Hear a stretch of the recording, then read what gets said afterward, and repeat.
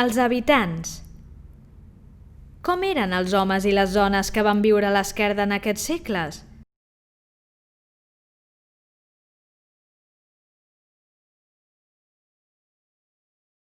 La documentació escrita, que es conserva des d'abans de l'any 1000, ens permet conèixer els noms dels habitants de l'esquerda. Alhora, l'estudi paleoantropològic de les seves restes òssies ens mostren com eren físicament.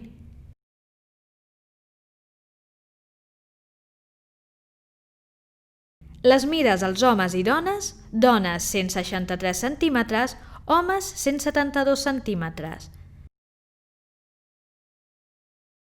Una dieta més vegetariana en relació amb l'augment de la producció cerealística. Per contra d'èpoques anteriors amb major consum càrnic pròpia d'una economia ramadera.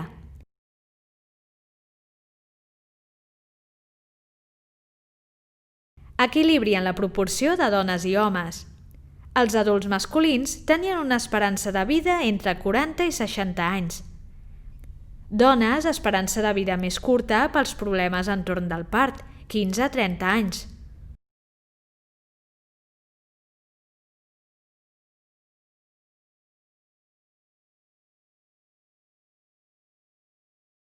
Mortalitat infantil elevada.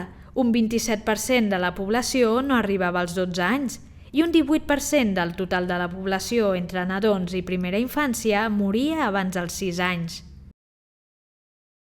Adolescents i adults joves.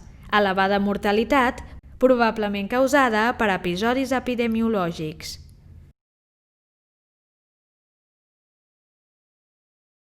Espiritualitat i ritual funerari.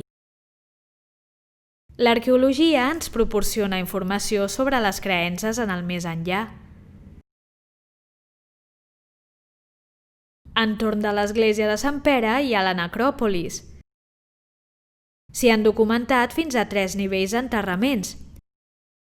Tombes antropomorfes excavades a la roca, segle VIII desè, tombes a llosa formant una caixa, segles X-XII, i tombes a fossa directament a terra, algunes enmig d'una capa de calç, segles XIII-XIV.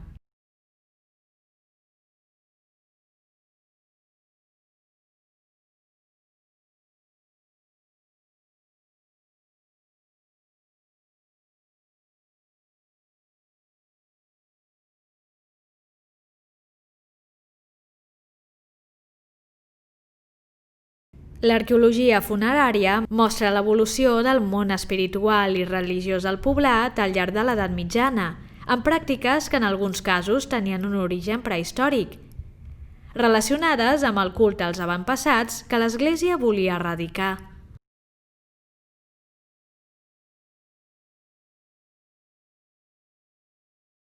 Les tipologies d'enterraments, l'orientació respecte a la posta de sol, els dipòsits de xuvar o les libacions són reminiscències d'aquests antics costums pagans.